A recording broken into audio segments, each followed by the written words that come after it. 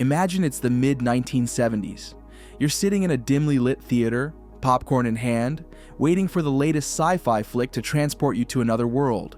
The screen flickers to life, and you're met with practical effects, miniatures, matte paintings, and optical compositing, that while charming, leave much to the imagination.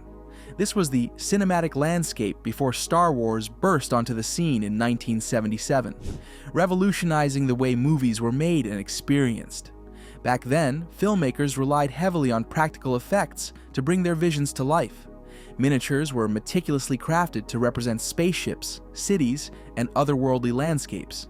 These models were then filmed using motion control cameras, allowing for precise and repeatable movements that added a sense of realism to the scenes. Matte paintings extended sets beyond their physical limitations, creating vast environments that would have been impossible to build. Optical compositing combined multiple elements, live-action footage, miniatures, and matte paintings, into a single seamless shot. These techniques required immense skill and patience, often involving frame-by-frame adjustments to achieve the desired effect. In the mid-1970s, the film industry stood on the edge of a technological revolution, but it was still a long way from embracing the digital future we know today. While the concept of digital technology existed, it was far from ready for the demands of mainstream filmmaking. The earliest iterations of computer-generated imagery, CGI, were primitive at best, flat, blocky, and unconvincing to the human eye. These digital visuals lacked the texture, depth, and realism that audiences had grown accustomed to from practical effects and traditional cinematography. The sense of immersion that was crucial to storytelling, especially in science fiction and fantasy genres, simply couldn't be delivered with the technology available at the time. Adding to the challenge, digital rendering was not only unreliable, but also prohibitively expensive. The computing power needed to produce even short, basic sequences was immense, and often required the use of specialized hardware that only a handful of research labs or tech companies had access to. Processing a few seconds of CGI could take days, and that was before you factored in the cost of animators, software development, and the experimental nature of the work. In many ways, using digital tools in a full-length film was like building an airplane mid-flight, ambitious, but incredibly risky. Despite these hurdles, a few early pioneers were brave enough to dip their toes into this strange new world of digital effects. Two notable examples from the early 1980s were Tron, 1982, and The Last Starfighter, 1984. Both films dared to include digital elements in their visuals, which was a bold choice at the time. Tron in particular leaned heavily into computer graphics, using them not only for visual flair, but also to serve the story's concept of a digital world inside a computer system. Audiences and critics were fascinated, if a little perplexed. While some praised the ambition and originality, others felt the cold, pixelated visuals were alienating or even distracting. In the case of The Last Starfighter, the use of CGI to depict space battles was novel, but many still preferred the more tactile feel of models and miniatures that had defined earlier space-themed films. It's in this context, a world of limited digital capabilities, sky-high costs, and mixed public reception that George Lucas made his entrance. Lucas, already a young director with a love for classic serials, mythology, and space opera tropes, had a very different vision for what a science fiction film could be. He didn't want the sleek, ultra-clean look of movies like 2001: A Space Odyssey. Instead, he imagined a gritty, lived-in universe where the spaceships were beat up, the droids had scuff marks, and every laser-blasted door told a story. This was not the future as imagined by utopians. It was a galaxy that had history, conflict, and character. To bring this vision to life, Lucas quickly realized he needed more than just passion. He needed technology, artistry, and innovation that Hollywood simply wasn't equipped to provide at the time. Existing visual effects studios were either too traditional in their approach or lacked the resources to experiment at the scale he required. So, in a bold move that would go on to change cinema forever, Lucas took matters into his own hands. In 1975, he founded Industrial Light and Magic, ILM, assembling a ragtag crew of model makers, photographers, engineers, and computer geeks. Most of them were young, unproven, and used to working on commercials or student films, but they were fearless. And that was exactly what Lucas needed. ILM's mission was clear, but daunting: create special effects that had never been seen before, for a film that no one fully understood yet, Star Wars. And they weren't just tasked with building models or designing explosions. They had to develop new techniques, invent new equipment, and solve problems that had no precedent. One of their most groundbreaking contributions was the invention of the Dixtraflex motion control system, a computerized camera rig that allowed for precise, repeatable movements. This allowed them to shoot miniature models as if they were life-size ships dogfighting in space, creating dynamic and believable action scenes that blew audiences away. Lucas's approach was rooted in practicality, not digital trickery. While he was interested in the future of technology, he believed effects should always serve the story, not the other way around. This philosophy guided the entire production. ILM's team used traditional model work, matte paintings, and compositing techniques, but they elevated these methods to new levels of sophistication. The result was nothing short of revolutionary. When Star Wars premiered in 1977, it didn't just impress, it changed the rules. No one had ever seen a sci-fi universe that felt so real, so textured, so full of life. Even as the world slowly moved toward digital tools in the following decades, Lucas remained cautious. He understood that computers would one day be capable of incredible things, but he also knew they weren't there yet. His decision to go practical with the original Star Wars wasn't out of reluctance. It was out of necessity and wisdom. The technology had to catch up to the dreams he had in his head. But Lucas didn't forget about digital technology. He continued to monitor its progress closely, experimenting behind the scenes, and preparing for the day it would be ready. In fact, ILM itself became a testing ground for new innovations. Over time, it grew into the most respected visual effects company in the world, helping to shape other films like E.T., Jurassic Park, and Terminator 2. Each project added new tools to the digital toolbox, bringing Lucas's long-term vision one step closer. By the time the late 1990s arrived, the world was finally catching up. CGI had evolved dramatically thanks to faster computers, better software, and years of industry trial and error. Audiences were starting to accept digital effects as legitimate storytelling tools. And that's when Lucas made his next big move, returning to the galaxy he built with the Star Wars prequel trilogy, this time leaning fully into digital production. But that's another chapter. For now, it's important to recognize just how ahead of his time Lucas was. While others dabbled in digital effects and backed away when things got shaky, he saw the big picture.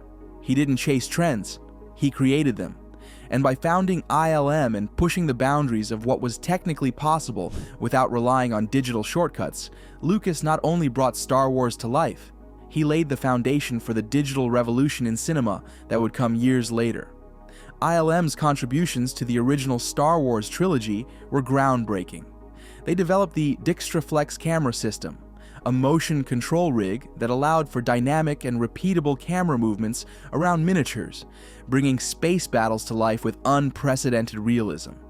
Detailed miniatures of spacecraft and sets were constructed with incredible precision, enabling filmmakers to capture intricate shots that would have been impossible with full-scale models. Matte paintings extended environments, creating expansive worlds that immersed audiences in the galaxy far, far away. These practical effects, combined with innovative techniques, set a new standard for visual storytelling. The creation of these effects was a labor-intensive process, requiring countless hours of meticulous work. Teams had to overcome numerous challenges, from ensuring the seamless integration of different elements to troubleshooting unforeseen technical issues. Despite these hurdles, the results were nothing short of spectacular. Audiences were captivated by the immersive worlds and believable characters, and Star Wars became a cultural phenomenon. The success of the trilogy demonstrated the power of practical effects and solidified their place in cinematic history. In the late 1970s, George Lucas was already envisioning a future where digital technology would revolutionize filmmaking. However, during the production of the original Star Wars trilogy, the available digital tools were not yet capable of meeting his ambitious creative standards. Lucas's early experiments with technology, his philosophical approach to special effects, and his cautious stance on adopting digital effects played a significant role in shaping the visual storytelling of Star Wars. Lucas's fascination with technology began early in his career. In the 1980s, he established Lucasfilm's computer division, which developed pioneering tools like the Edit Droid, a non-linear editing system, and the Sound Droid, an early digital audio workstation. These innovations aim to streamline the post-production process and enhance creative control. Additionally, Lucas hired Ed Catmull to lead the development of digital tools for filmmaking, leading to the creation of the graphics group, which later became Pixar. These efforts demonstrated Lucas's commitment to exploring emerging technologies and their potential applications in filmmaking. Lucas believed that special effects should serve the narrative rather than overshadow it. He preferred tangible, practical effects to maintain a sense of realism and immersion. This philosophy was evident in the original Star Wars trilogy, where practical effects like miniatures, matte paintings, and optical compositing were used to create a lived-in universe.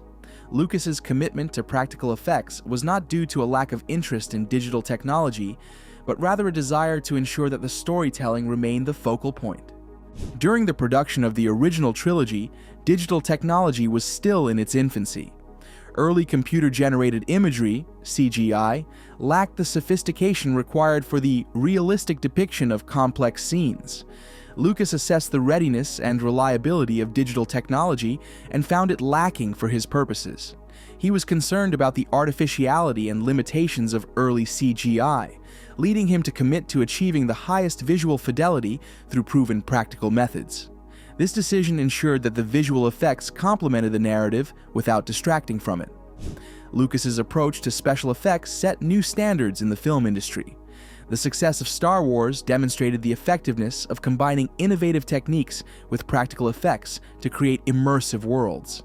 This balance between innovation and practicality influenced contemporaneous and future filmmakers, encouraging them to push the boundaries of visual storytelling while maintaining narrative integrity. Lucas's work with Industrial Light and Magic, ILM, also contributed to advancements in digital technology, laying the groundwork for future developments in CGI and digital filmmaking.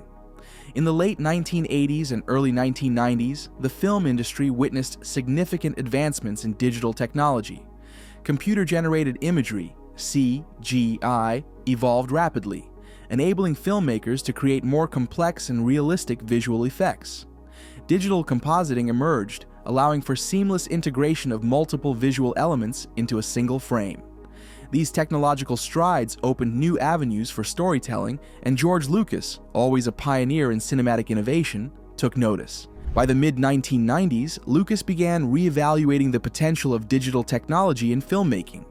In 1997, he released the special editions of the original Star Wars trilogy, incorporating CGI enhancements to update and modify scenes. These changes included the addition of a CGI Jabba, the Hutt in A New Hope, revised creature designs, and expanded background details. Lucas aimed to align the films more closely with his original vision, utilizing the advancements in digital effects to enhance the storytelling experience. Embracing the digital revolution, Lucas embarked on the Star Wars prequel trilogy, pushing the boundaries of digital filmmaking.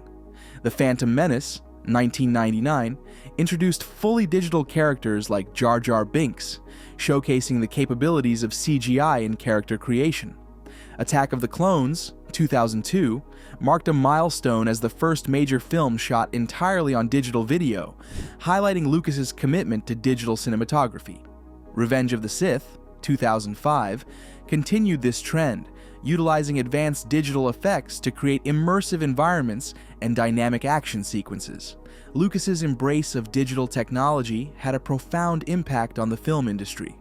His pioneering efforts demonstrated the potential of digital tools in storytelling, influencing a generation of filmmakers to explore and adopt digital techniques.